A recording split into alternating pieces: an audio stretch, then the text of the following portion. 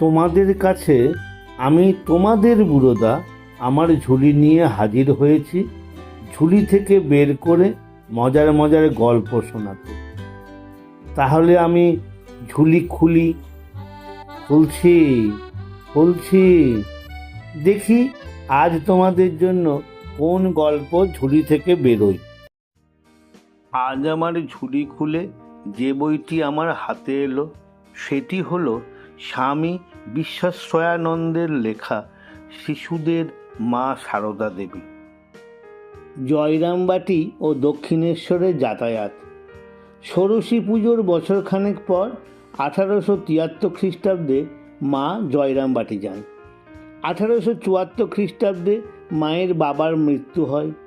এবছরেই বৈশাখে মা আবার দ্বিতীয়বার দক্ষিণেশ্বরে আসেন। এ সময় শ্যামাসুন্দরীকে খুবই কষ্টে দিন কাটাতে হয়েছে, এমনকি ছেলেদের খাওয়াতে না পেরে আত্মীয় বাড়ি পাঠাতে হয়েছিল।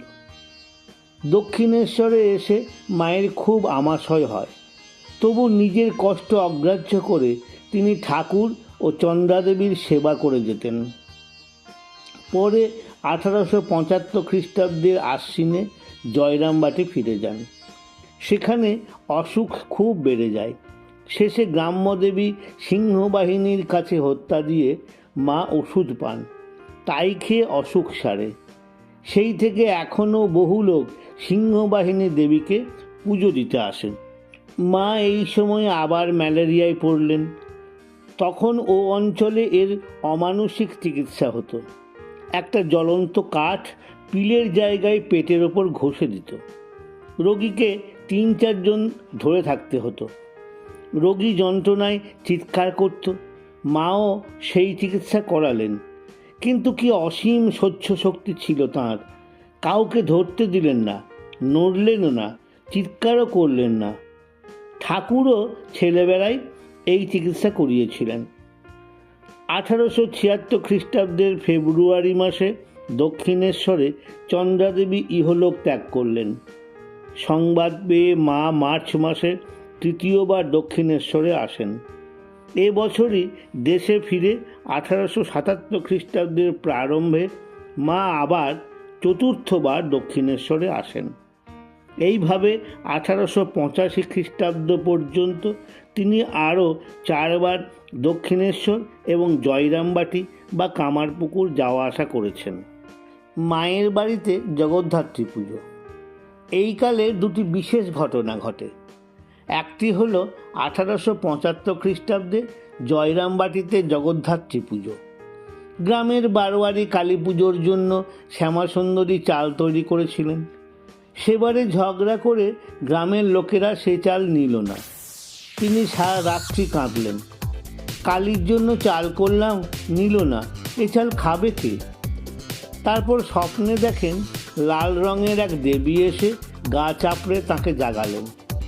জেগে দেখেন দুয়ারের ধারে পায়ের ওপর পা দিয়ে বসে তিনি বলছেন, কাঁদছো কেন? কালীর চাল আমি খাবো। শ্যামাসুন্দরী জিজ্ঞাসা করলেন, তুমি কে?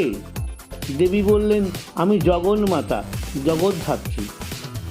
পরদিন সকালে শ্যামাসুন্দরী মাকে জিজ্ঞাসা করছেন, হ্যাঁ রে সারদা, লাল রং পায়ে পা ঠেসান দিয়ে ও কি ঠাকুর? মা বললেন, ও তো জগদ্ধাত্রী। শ্যামাসুন্দরী বললেন, আমি জগাইয়ের পুজো করব। জগৎজননী তার মেয়ে হয়ে এসেছেন তো, তাই জগদ্ধাত্রীকেও মেয়ের মতো অতি আপনজন ভেবে জগাই বললেন। ঘটা করে জগদ্ধাত্রী পুজো হলো। 5 মণ ধানের চাল করা হলো। বহু লোক প্রসাদ পেল।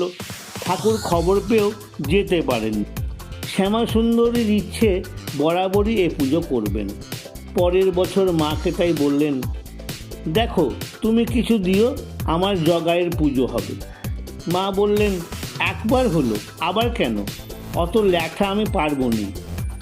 বললেন তো, কিন্তু রাত্রে দেখেন জয়া বিজয়াকে সঙ্গে নিয়ে জগদ্ধাত্রী এসে বলছেন, আমরা তবে যাই? মা বললেন, না না, তোমাদের যেতে বলিনি। সেই থেকে আজ পর্যন্ত প্রতি বছর জয়রামবাটিতে জগদ্ধাত্রী